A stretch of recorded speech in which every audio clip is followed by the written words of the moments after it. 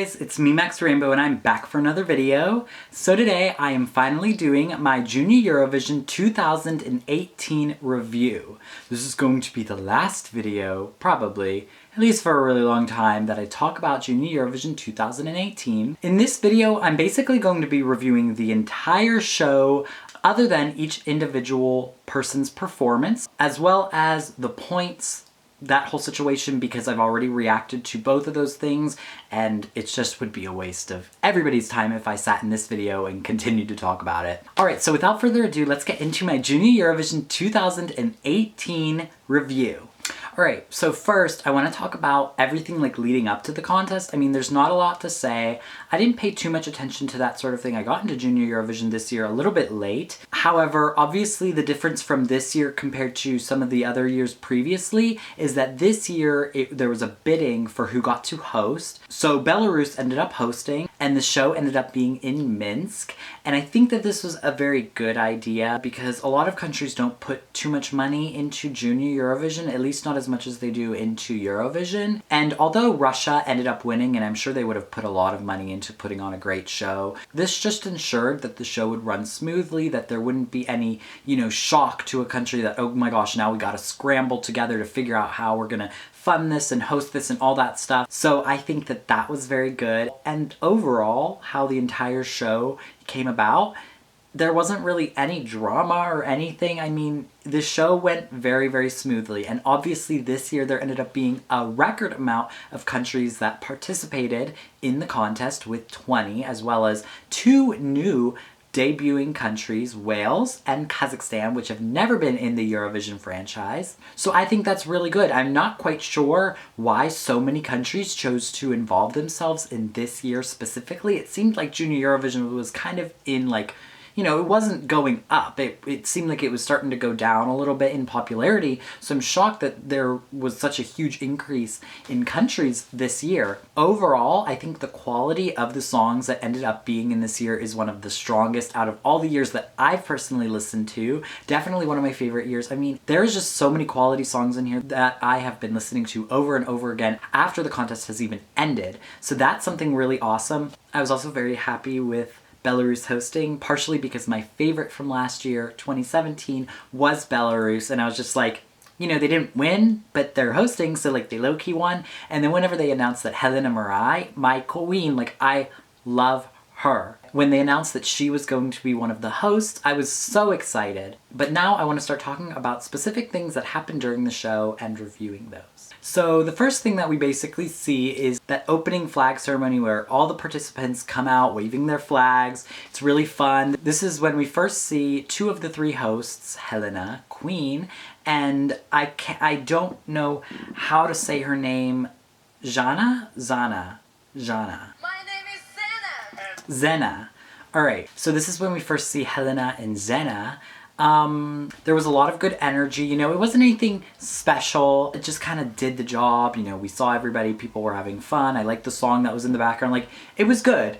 It wasn't like anything like standoutish where I was like, oh my god, the flag ceremony was so cool, whereas I feel like other years sometimes I've had that kind of reaction. It is what it is, it was good nonetheless. We see all the contestants come out, and then this is when we first hear all of the hosts start speaking, introduce themselves, talk about what we can expect. So we see Helena, Zena, and Eugen. I'm going to mess up those names so bad because the way that they're spelled is not at all how they're pronounced, other than Helena. So I'm gonna mess up pronouncing those names, just so y'all know. I really appreciated that visually they were all doing their own thing. They weren't trying to be cohesive necessarily, which I didn't personally mind. I could tell everybody's personal styles and it was just cool. Helena had a lot more of a professional, I don't want to say mature, but she was just more, I'm a presenter, I'm having fun, but I'm still here to be a little bit professional. Zena was like all over the place. She was kind of like hip-hop, very urban with her oversized, jackets and everything, but I could tell like that's your style. And then Eugen was, he was a man, so he was wearing basic clothes, a basic suit, that's how that goes. Helena had some good energy. They were dropping jokes and they just weren't landing, and I think there were some good opportunities for jokes, like when they made the joke about Eugen you know, growing bigger and bigger. Junior Eurovision is getting bigger and bigger and bigger every single year. Like you, Jun. No! I'm getting bigger every single day. Okay. I think that could have been funny, but then he responded with, I'm growing bigger and bigger every day. And like, I don't know, it just, the joke didn't land. So, you know, there was good concepts there, but they didn't land as much. I think that the hosts from last year, Lizzie Pop specifically, was very, very successful, and I'm very glad that Belarus chose to bring in a previous Junior Eurovision contestant as a host. I think that every single year should be like that. At least bring a kid onto the show, because I think it engages the audience a lot more, because we know Helena.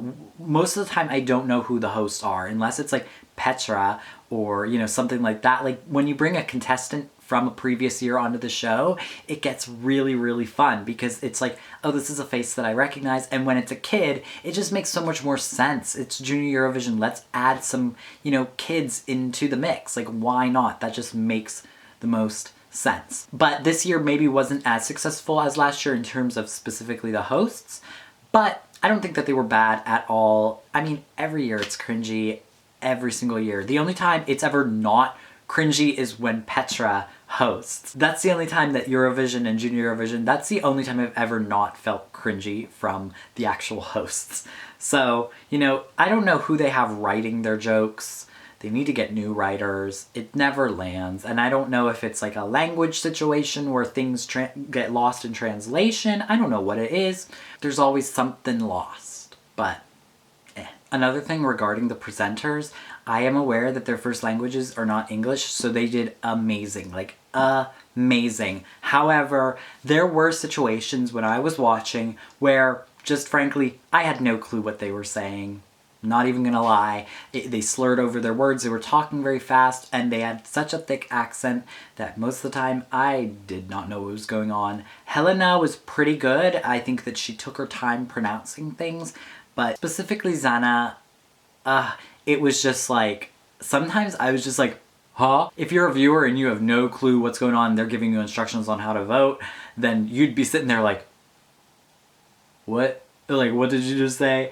I mean, obviously, it's really not that big of a deal. I don't personally mind it. I like hearing their accents. It just makes me feel like, oh, we're in Belarus. You know, they're living their life, they're being themselves. Like, I love that. But, alright, so then we get into the first 10 performances, and this is when we first see the VTs, the intros, what are they called? So this is when you first see the postcards, and I kind of like the concept. You see the virtual reality, they put on the virtual reality glasses, and then you see them, you know, you're running through a field. I'm not sure if they were in their countries. I'm pretty sure that they filmed those clips in their countries, but I really like the virtual reality concept. I thought that was really, really cool. You know, oh, now they're looking in. I don't know, it was a cool way to transition it into things. And, you know, Junior Eurovision is always a little bit more technology focused. You know, people are zooming around on hoverboards because they're kids, you know, it's just, kids are way more up on the times. So I thought that was really, really cool. I just thought it was fun. And then I didn't find anything particularly special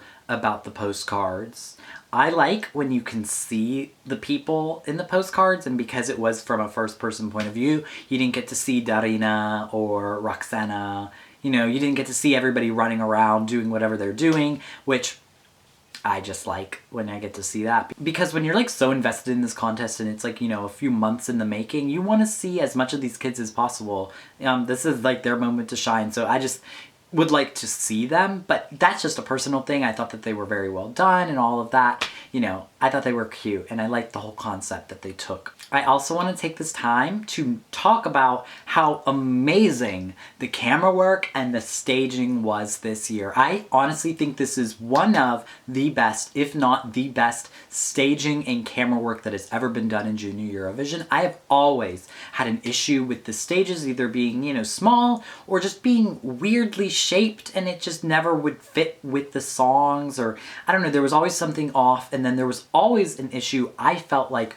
with people's staging and the camera angles. It always looked empty. always. I mean, it wasn't ever just one, you know, specific performance. It was like everybody's performances would be like wide shots and nothing would fill up the screen and there would be nothing on the stage, no props, no nothing, anything. It was just them singing. And I just feel like every year it's like that. And I don't know if just other countries decided to put more money into it or if it was the fact that Belarus had just way better staging and just way better, you know, everything. But it was amazing. I mean, the camera angles were so good. There were so many expensive, nice, like close-up shots and things like that. And it was just so much better than a lot of the other years. I don't know if anybody else noticed that. It was just something that I definitely noticed. Like, I think a lot with like Ukraine staging. I mean, that is something that I have never seen on Junior Eurovision. Stuff like that just doesn't really happen. I don't know, maybe the delegations were just really on it this year, but I mean, it was so good. It made it so much more enjoyable, which I think made me like a lot of these entries this year because it just made them look more expensive. It made them look more high quality. Like, it just was so good. So then after we see the first 10 performances, then it cuts to Helena Marai in the green room and she chats with Manu and Angeline. And I mean, I think that they should, I like that they have, you know, the kid in the green room interacting with the other kids. I think that that makes the most sense. I guess I didn't really understand if they were trying to make, like when they were trying to make jokes. I was like, Helena would say something in a way that would sound like she was trying to make a joke, but it wasn't funny. So it was kind of weird. I mean, it's just how every year of Eurovision is. This just wasn't any different. They're trying to make these jokes and you're like, was that a joke? I can't tell because it wasn't funny. But I mean, every year is like that. So I can't really blame Helena. So then after the last 10 countries do their whole performance and everything, you know, they talk, whatever, they do the recap. I mean, it's the recap. Then it goes back to the green room now. First you see Zana talking to Melissa and Marco, you know, very cute, whatever. It is what it is. Then, I just kind of wanted to talk about this. Whenever Helena was talking to Fidan Husainova from Azerbaijan, that interaction was very, very cute, I thought. And she had that kind of like attitude where she was like, she asked her if she was going to be checkmating the other contestants and she was like, yes, just like I just did with you. And I was like, ah, queen! I liked her. I liked that interaction. It was very cute. And I didn't realize how good Fidan's English was gonna be. But then it gets time for Helena to announce that Paulina was coming on to perform Wings, and it was like really, really fast. I wish you good luck, and now it is moment of the winner of the last year, Paulina, with her song Wings! And I was like, wait, are they gonna be like talking to her? Is she performing? It was like they were in her ear telling, girl, you got 3 seconds to say what you gotta say. And she just was like, blah, blah, blah, and then suddenly Paulina is performing Wings. It was so cool. It was so refreshing to see Paulina. You know, she looked amazing. She looked so professional, mature. She looked like a star. It was so cool to see her perform. I mean, she sounded amazing. And it was really, really good staging. Like, again, it felt like they took the time with this performance just like they did with all of the other contestants competing in terms of the staging. It looked expensive. It was great. I mean, I was like, oh, she could have entered with this and still won. Like, this was amazing. She sounded great. I mean, it was good. I always liked that song. So her performance was amazing. Paulina did great. I mean, seriously, she did amazing. She looked beautiful. Does she have any other music out? I should listen if she does because I really like that song. And I think her whole vibe and aesthetic that she's got going on. I always enjoyed like how her maturity and how she spoke and how she acted and presented herself. She always seemed a lot older than what she actually was. She killed it. So then came my favorite part of the entire show. These are always my favorite moments in Junior Eurovision when they do these group songs. So the song was Light Up and all of the participants sang on this song. These are always just so much fun. These just make me happy. These just make me remember that this is just a fun competition for kids and that it just like brings everybody together. It's so much fun. It almost brings a tear to my eye because it's kind of at the end of the show and you're like, it's over, and you grow to love these kids and you're like, oh, it's over, but they're having so much fun. And you know that this is the time of their life and this is probably a lot of their dreams. And it's just awesome. I really wish that they could do this in Eurovision. They did it, what year? 2014, I think, something along these lines. I think that they should do this every year. I think that it should be a normal thing for Eurovision and Junior Eurovision. This is just, oh my God, it's so much fun. It really is. It's the best. It really is. Some notable moments during the performance. I thought that Effie and Levon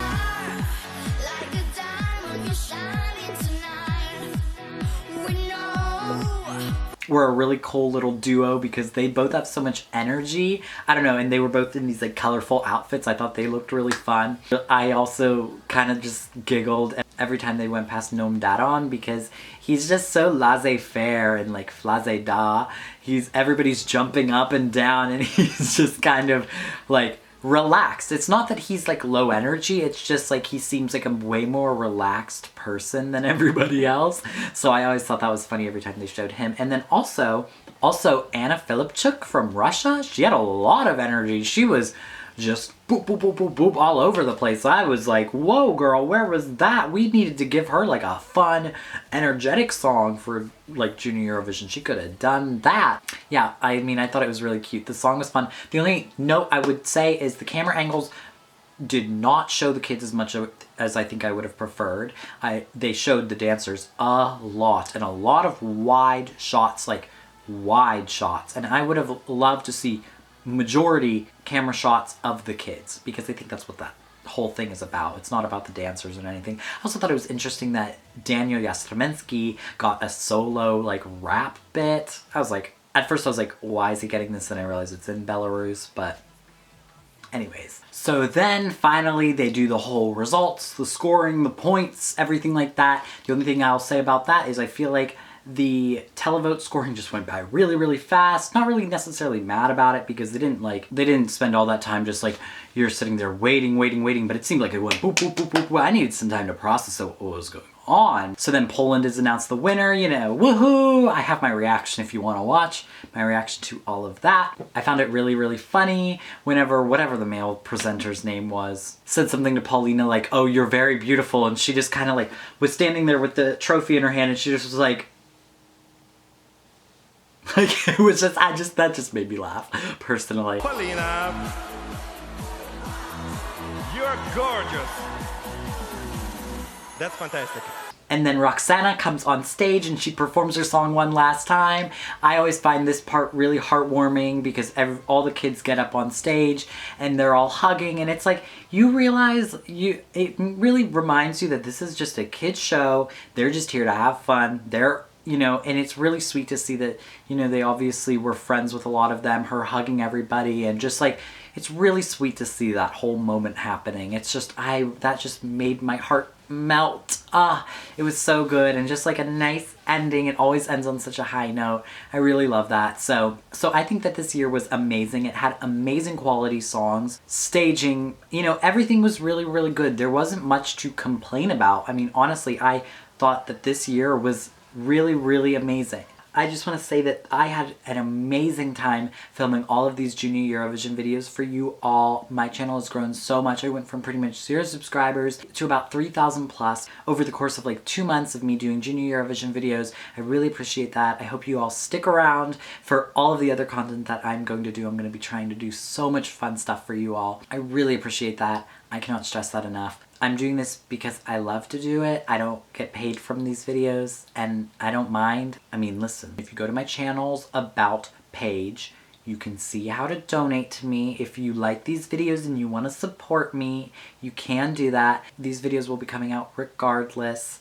and I don't make any money off of them because this is what I love to do, and I love to talk to you guys, and I love interacting with you all, and I really appreciate all the growth that we've had, and I look forward to even more. Thank you all so much for watching. Don't forget to follow me on all of the social media links down below. My name is Maxxy Rainbow. I'll see you guys later. Goodbye. Mwah.